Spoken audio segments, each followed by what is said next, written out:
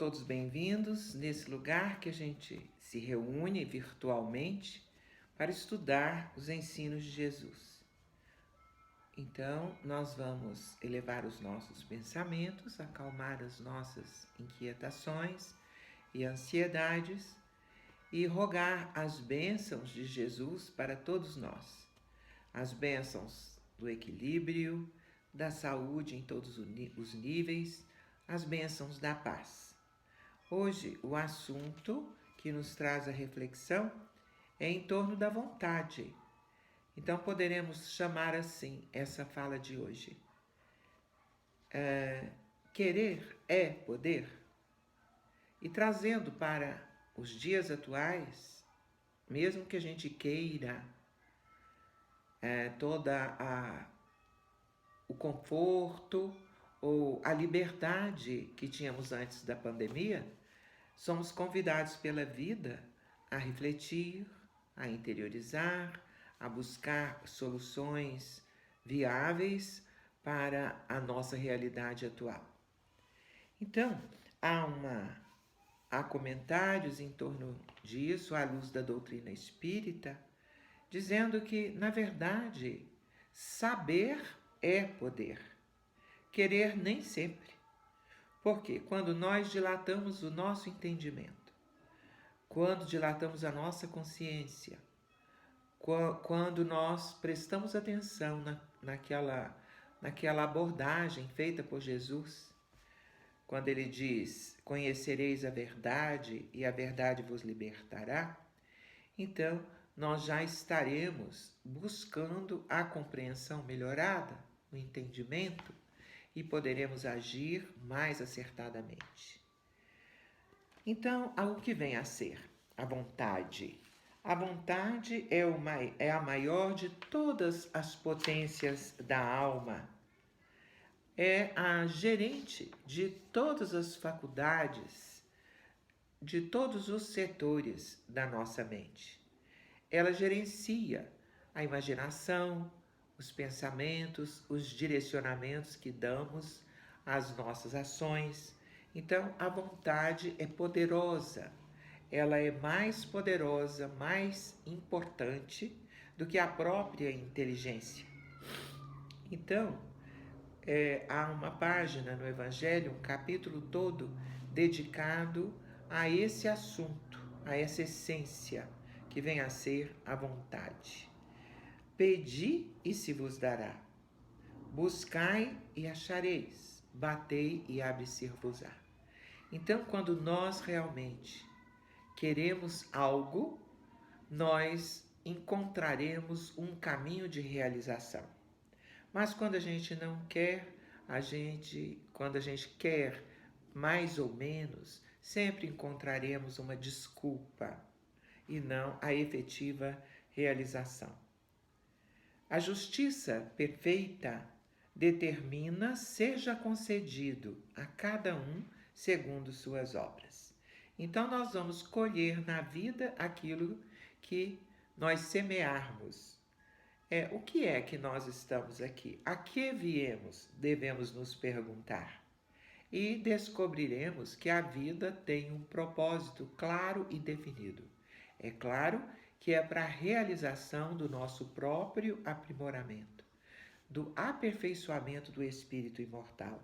É por isso que aqui estamos novamente, para nos exercitarmos, para trabalharmos a nossa individualidade e trabalharmos no sentido de aprender a oferecer de nós aquilo que nos cabe ofertar, aquilo de bom que pode ser motivo de alegria, ou de amparo, ou de acolhimento ao nosso semelhante. Então, a vontade vem a ser o leme, é aquilo que define, o nosso destino, é o impacto determinante, da nossa existência.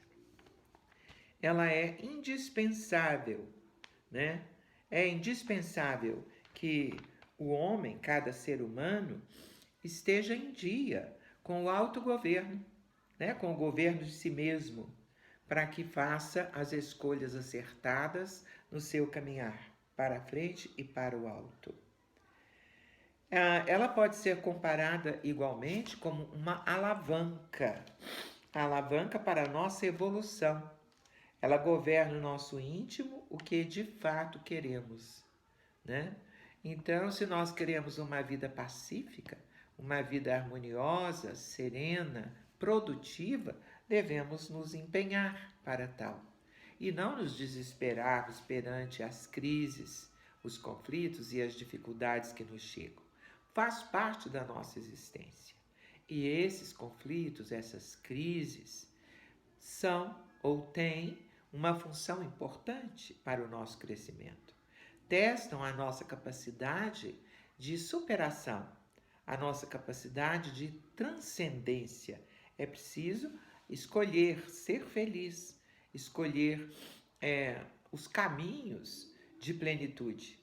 Então, quando nós estamos, por exemplo, como agora, né, nesse tempo de hoje, mais isolados, então nós podemos aprender a apreciar certas coisas que antes não tínhamos nem tempo para aprender, para apreciar. Nós podemos nos tornar mais próximos dos nossos próximos, né? Compreender melhor, nos exercitar na tolerância, na paciência, né? E até na prática do auxílio, nos empenhando para ajudar mais, compreender melhor, tolerar bastante. O problema fundamental, então, é ter uma vontade firme para conosco próprios e uma boa vontade para com nossos semelhantes. Sendo a vontade uma direcionadora do nosso destino, ela também, muitas vezes, equivocadamente, é comparada com desejo. Quando a gente fala assim, vontade de tomar um sorvete. Isso não é vontade, é um desejo, né? A vontade não passa, o desejo passa. Então, a vontade é aquela intenção de alcançar a meta e precisa de qualidades, frutos do espírito, que são a decisão, a firmeza, a perseverança. Então, naquele ritmo, sempre continuando a buscar a meta. Então, nós podemos nos lembrar de personalidades. Por exemplo,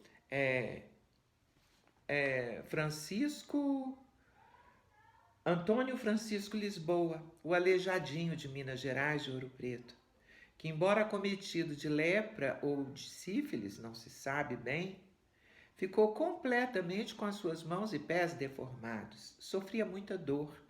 E nesse período de maior gravidade da doença, da enfermidade, foi quando ele melhor produziu, porque empenhou-se com mais afinco, venceu pela vontade e pelo autodomínio as dificuldades, os obstáculos. E nesse tempo é que ele fez a sua obra mais conhecida, os profetas que estão lá, né, esculpidos em pedra-sabão, lá em São Jesus de Matozinhos, bem como as 64 imagens profeitas por ele. Tornou-se o patrono da arte brasileira, o príncipe do barroco no Brasil. Então, ele era filho de escrava, pobre, simples, mas de uma vontade, de uma determinação tão grande que conseguiu chamar a atenção e chama a atenção até hoje, né? Sua obra é maravilhosa, deve ter se empenhado e sofrido muito para realizá-la, mas ele se tornou mestre, né? Mestre da arte de esculpir. Então, Francisco Antônio Lisboa, o aleijadinho. Nós nos lembramos também de outra figura que superou as dificuldades, transcendeu a doença, que tornou-se surdo em plena idade de produtividade. É Beethoven, que quando tornou-se completamente surdo, também realizou a sua maior obra, que foi a Nona Sinfonia. Victor Hugo disse dele que ele era o poeta, né? Aquele que ouviu as estrelas, aquele que ouviu na noite as estrelas, ouviu pelo pensamento, mas na verdade ele não escutava mais e não deixou de produzir, de realizar, de fazer jus àquilo que lhe competia realizar. Tornou-se célebre e ainda hoje é célebre.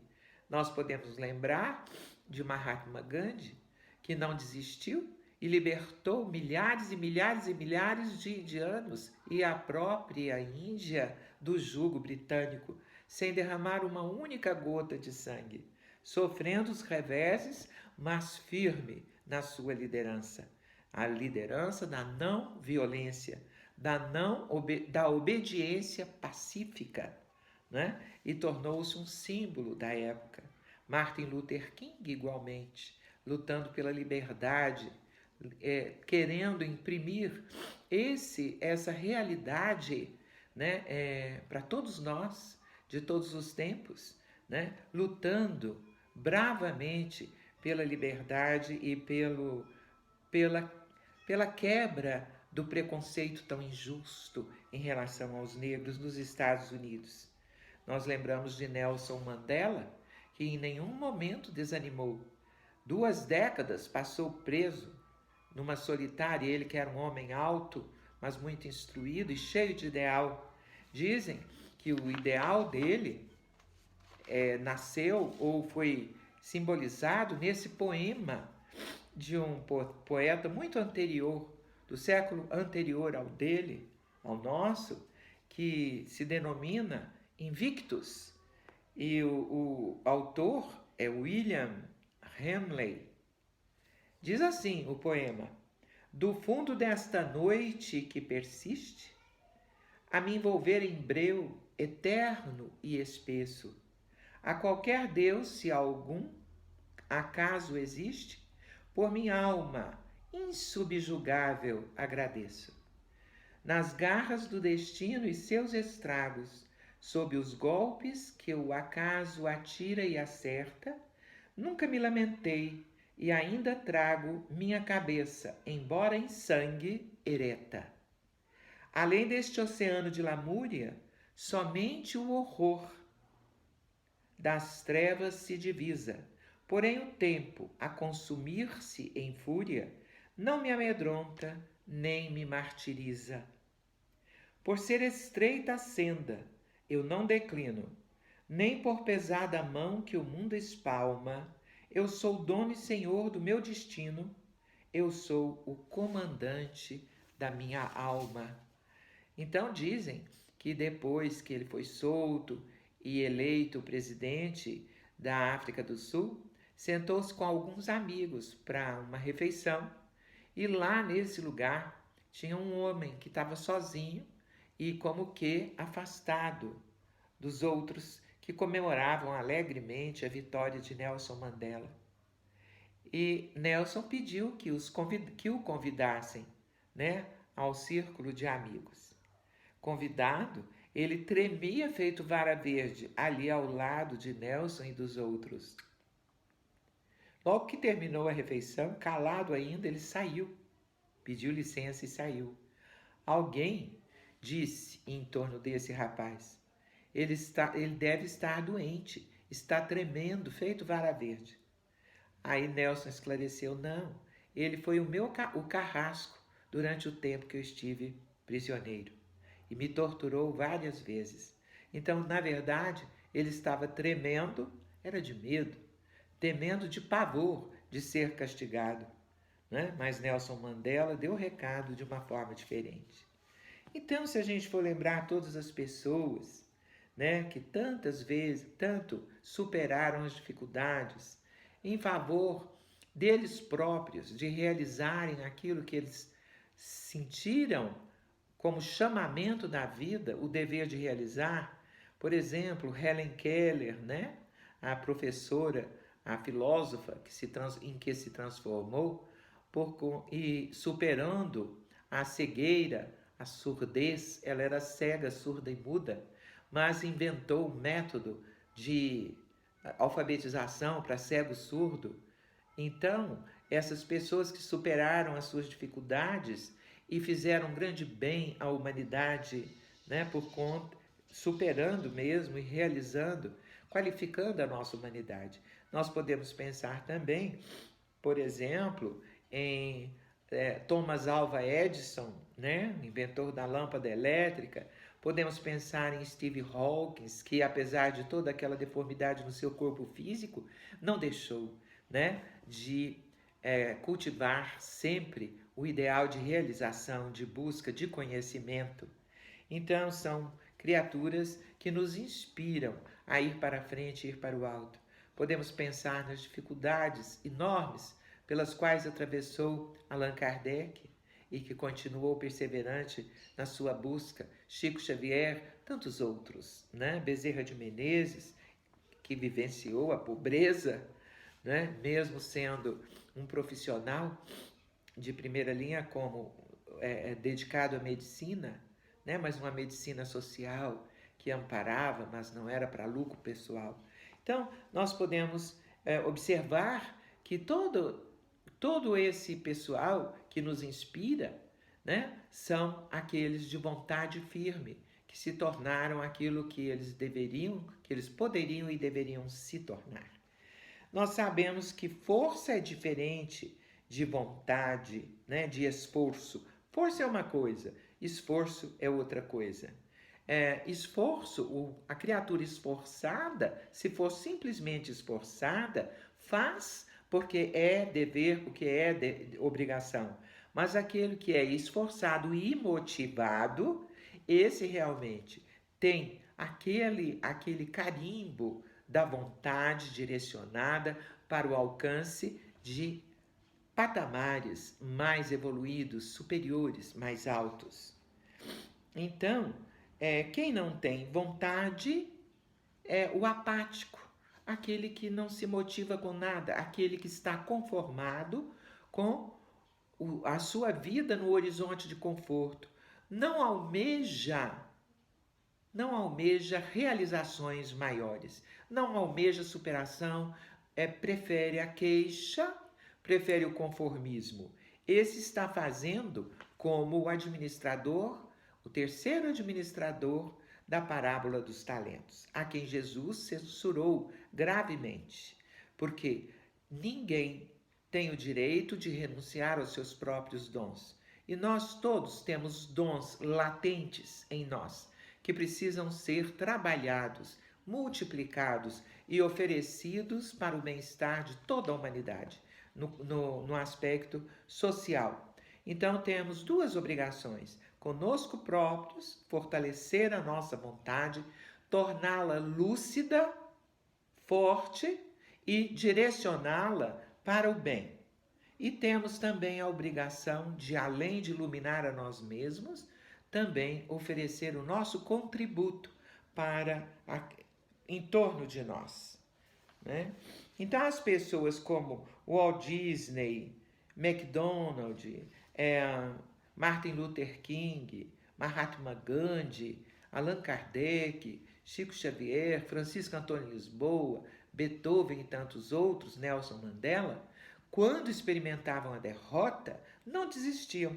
Consideravam não como fracasso, mas como desafio em favor do próprio crescimento, em favor da própria superação.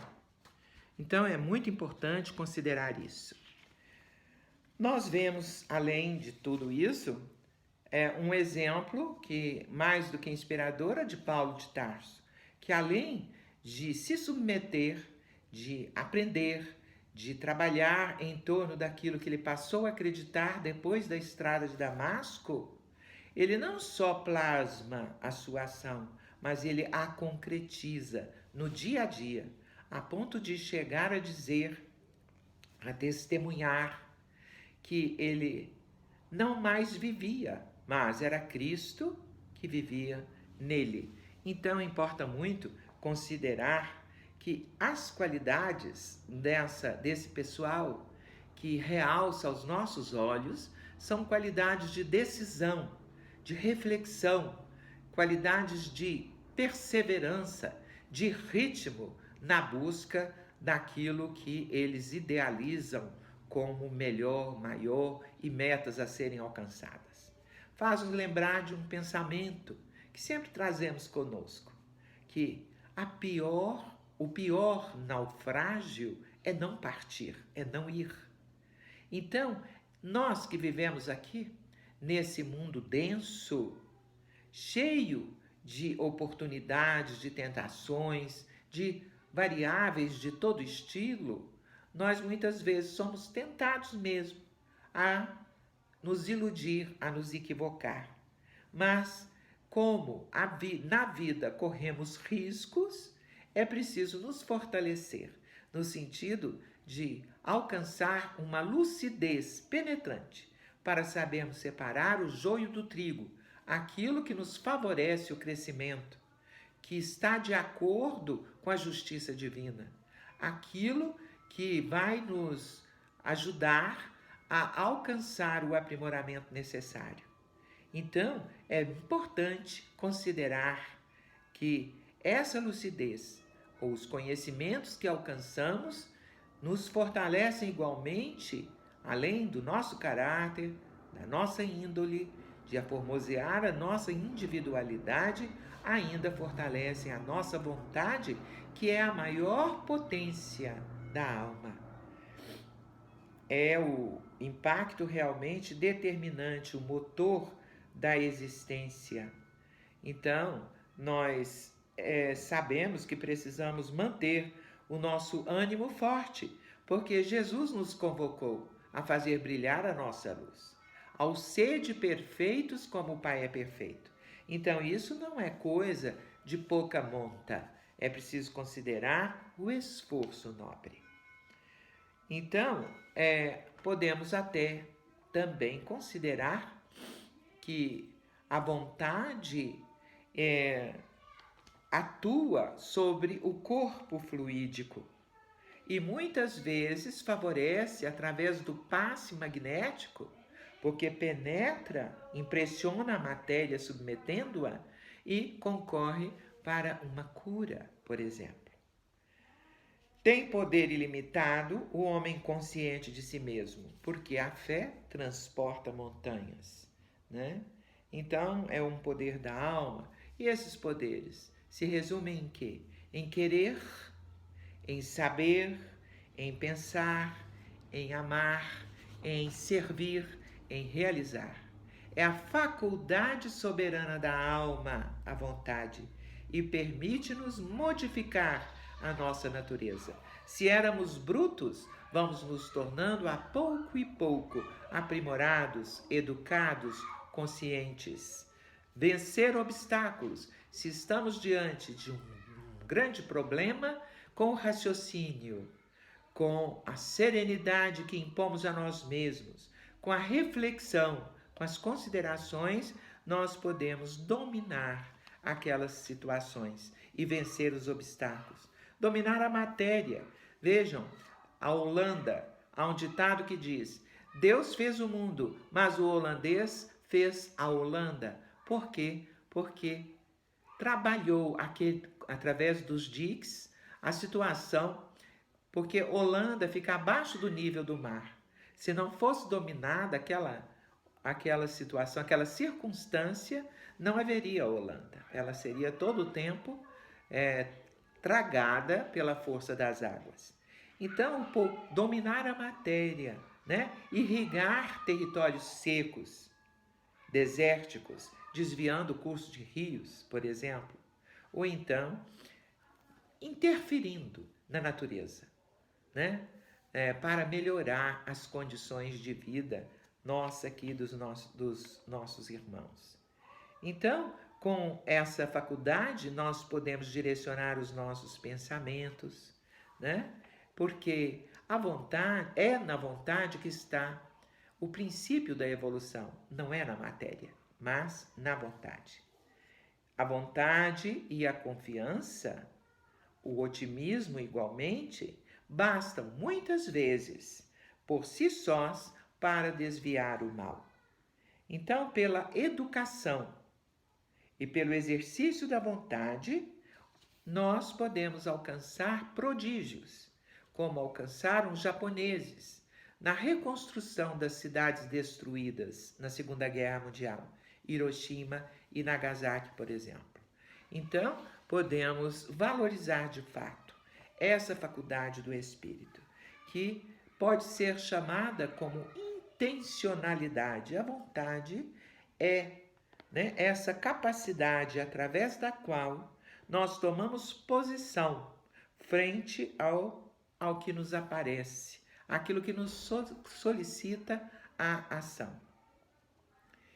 Então, a emancipação, o conhecer, Conhecereis a verdade e ela vos libertará, tem a ver com a emancipação íntima, que deve surgir, para a consciência, na medida em que a consciência se disponha a buscar essa emancipação, o conhecimento e a aplicação do que se aprende no nosso cotidiano. Então, é a alavanca do poder para reerguermos e recomeçarmos quantas vezes se tornarem necessárias, como aconteceu com o filho pródigo, Então, a essência do ser humano é dirigir a própria vida. Somos o produto das nossas decisões e não das nossas condições. Se lembramos, por exemplo, do Antônio Francisco Lisboa, que se tornou aleijado, de Beethoven, que se tornou surdo, ou igualmente da Helen Keller, que tornou-se cega, surda e muda, e tanto realizaram até Machado de Assis, por exemplo, grande filósofo, grande escritor brasileiro, incomparável, no seu estilo. Então, nós podemos observar que a essência do ser é, na verdade, a nossa decisão de realizar. O gênio não é obra de séculos, não é uma realização da noite para o dia. Então, devemos observar e cultivar essa verdade, que somos chamados pela vida a nos tornarmos uma autêntica personalidade, aquilo que devemos e podemos nos transformar. Porque muito além dos sentidos, o homem deve ser capaz de dominar o seu destino, definindo metas e estabelecendo objetivos, através do trabalho, da expansão dos níveis de consciência. Nós ainda podemos guardar essa frase importante: não há vento favorável àquele que não sabe aonde quer chegar. Então, um autor, trabalhador ali da UNB, certa vez escreveu um livro chamado A Escalada do Homem. E há um parágrafo muito interessante e relacionado a isso tudo que nós estamos estudando hoje. Cada homem, cada civilização foi para a frente em razão do seu engajamento. A vontade consciente, a adesão da vontade no percorrer da sua jornada, do seu objetivo. Então, em razão do seu engajamento naquilo que decidiu realizar. O compromisso pessoal de um homem com seu ofício, o compromisso intelectual e emocional, unidos em um só propósito, fizeram a escalada do homem. O autor desse livro é Bronowski e o nome do livro é A Escalada do Homem. E Leon Denis, no Problema do Ser, do Destino e da Dor, tem todo um capítulo em torno das potências da alma. Vale a pena conferir. E nós vamos encerrar a nossa reflexão de hoje, assim, com palavras de Leon Denis. Não é consolador e belo poder dizer: sou uma inteligência e uma vontade livres. A mim mesmo me fiz, inconscientemente. Através das idades, edifiquei lentamente minha individualidade e liberdade e agora conheço a grandeza e a força que há em mim. Amparar-me-ei nelas e levar-me-ei acima de todas as dificuldades. Vencerei o mal em mim, desapegar-me-ei de tudo o que me acorrenta às coisas grosseiras, para levantar o voo para os mundos felizes. Tenho um guia seguro para a minha caminhada para frente e para o alto. É a compreensão da lei da vida. Progresso e amor que rege todas as coisas. Aprendi a conhecer-me, a crer em mim e em Deus. Possuo a chave de toda elevação. Conservar-me-ei firme, inabalável, na vontade de enobrecer-me e elevar-me. Então, que Jesus nos abençoe esse propósito de crescer em sabedoria, de aprender a amar melhor, de realizar o nosso autogoverno e o caminhar para a frente, resolutos e para o alto. Que Jesus nos abençoe. Gratidão a todos.